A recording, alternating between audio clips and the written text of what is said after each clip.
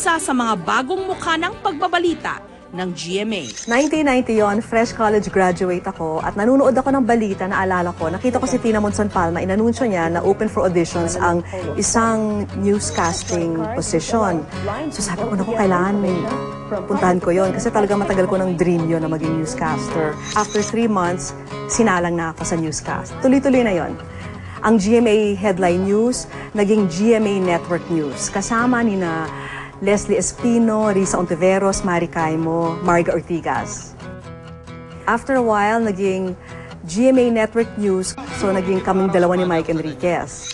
Mga veteranong pinasukan na ng mga Dekada 90 rin nung nakilala si Mike Enriquez bilang isa sa mga pangunahing news anchor ng GMA.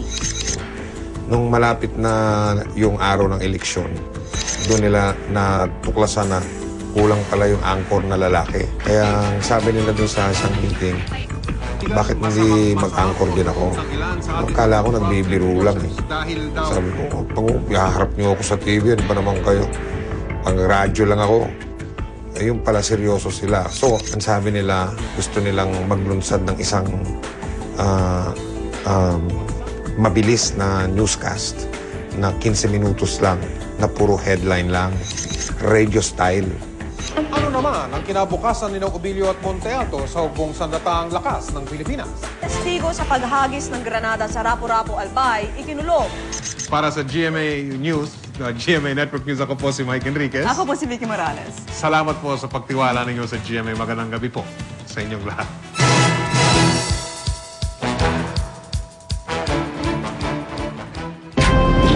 Isa rin sa mga tinutukang kwento noong 1995, ang kaso ng domestic helper sa Singapore na si Flor Contemplacion. Napatunayan sa korte sa Singapore na pinatay ni Flor ang isa pang Pilipinang domestic helper na si Delia Maga at ang alaga nitong bata. Hanggang ngayon ay wala pa ring sagot ang Singaporean government sa mga pakiusap ng ating gobyerno hinggil sa kaso ni Flor Contemplacion. Pumunta kami ng Singapore ilang araw bago mangyari ang pagbitay upang makapanayam ang mga anak ni Flor. Alam ba niya na yung execution at kung kailan ito? Dami nabasa niya lang sa diaryo. Tinanong naman niya kami kung totoo yun. Hindi naman namin. Sinabi lang namin, publicity lang yun. Ilang araw pa'y natuloy rin ang pagbitay kay Flor at kasama ang GMA News sa pagdadalamhati ng mga Pilipino sa pagkawala ng isang kababayang nakipagsapalaran sa ibang bansa. Patuloy pa rin ang pagdami ng tao dito sa labas ng San Pablo Cathedral dito sa plaza, no? At kitang-kita nyo naman, dinudumog na tayo ng tao dito dahil hinihintay nila ang pagdating ng bangkay ni Flor Contemplacion.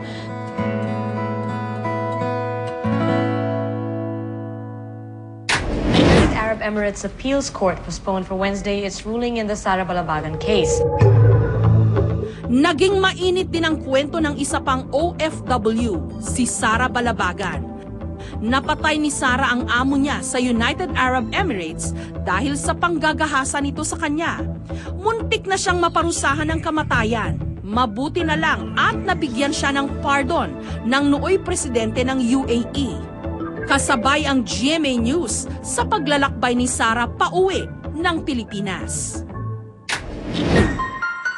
Marso 1995, nung nagising ang bayan sa malagim na balita, ang pagkasunog ng ozone disco na kumitil sa buhay ng 160 kabataan.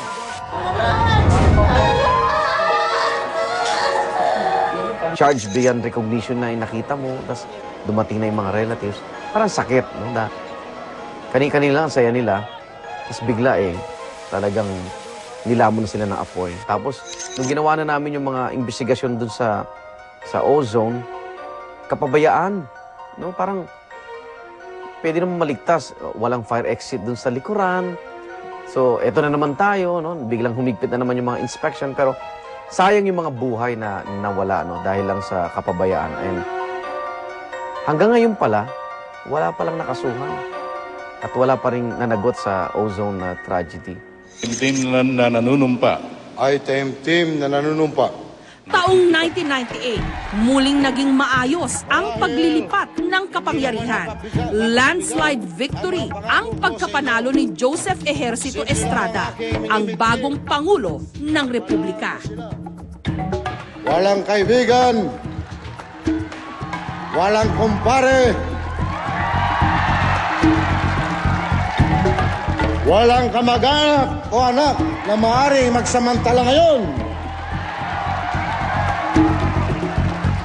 At ngayon pa lamang sinasabi ko sa inyo, nag-aaksaya lamang kayo ng panahon. Huwag niyo kong subukan. Bigan at tagapayo ni Presidente Estrada na si Mark Jimenez.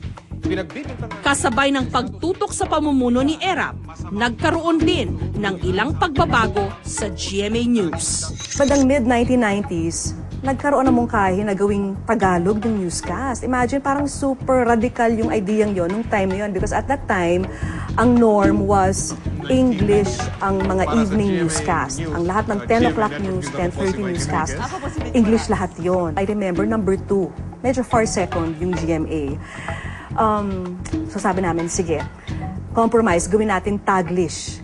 So, tignan natin kung paano mag-respond yung audience. Ginawa naming Taglish. Siguro wala pa kaming isang buwan sa ere. Ang bilis ng pag-akyat ng ratings. Ang ginawang ito ng GMA News, sinundan ng iba pang mga istasyon. Ito na nga ang naging simula ng All Tagalog Newscast sa gabi. Pasok sa loob ng lethal injection chamber. Sa huling taon ng milenyo, naging makasaysayan din ang pagpataw ng death penalty kay Leo Echegaray na napatunayang gumahasa sa kanyang sariling anak. Ang aming reporter na si Susan Enriquez ay napabilang sa mga nakasaksi sa pagbibigay ng lethal injection kay Echegaray. Wala pa yata kaming 10. Alam ko, pare-pareho kaming kinakabahan na doon sa mawi-witness namin. Pero more than that, ako, ang aking, ang aking fear ang aking apprehension is, kailangan ma-deliver ko ta ng maayos. Pagkalabas ko doon sa death chamber, I had to do yung reporting. Parang kailangan ikwento mo sa mga viewers kung ano yung nakita namin sa loob ng death chamber, kung paano yung ginawang pag-execute dito kay Leo Echegaray. Pasando siya nga rin, Kini ang Balitang Bisda. Lunes karon, Hunyo 15. Pareho, Davao karon sa detalye sa mga balita. Sa huling mga taon ng dekada, lalo pang pinalakas ang puwersa ng GMA News sa pamamagitan ng pagtatayo ng mga regional network sa Cebu at Davao. It is very important na for the regional audience, kung taga Cebu ka, kung taga Iloilo ka, kung taga Davao ka, na talagang yung local news programs really caters to kung ano yung nangyayari sa lugar mo, di ba? Para up-to-date ka sa developments. And then, ang ginawa rin namin na move nun is we made the newscasts back-to-back. That means the local news first and then national news next. Magandang gabi po sa inyong lahat. Ako po si Mel Tiangco at ito ang Front Page. Taong 1999, inilunsad ng GMA ang Front Page. Ulat ni Mel Tiangco, ang kauna-unahang primetime newscast sa Pilipinas na solong babae ang anchor. Hanggang sa Lunes, alas 10:30 ng gabi, dito pa rin sa GMA, Mel Tiangco po, nag-uulat. Patuloy na lumawak ang pagbabalita ng GMA News na higit pang pinagtibay ng pagtitiwala ng mga manunood. At sa pagpasok ng bagong milenyo, ilan pang mga pagbabago ang aming ipinatupad sa ngalan ng serbisyong totoo.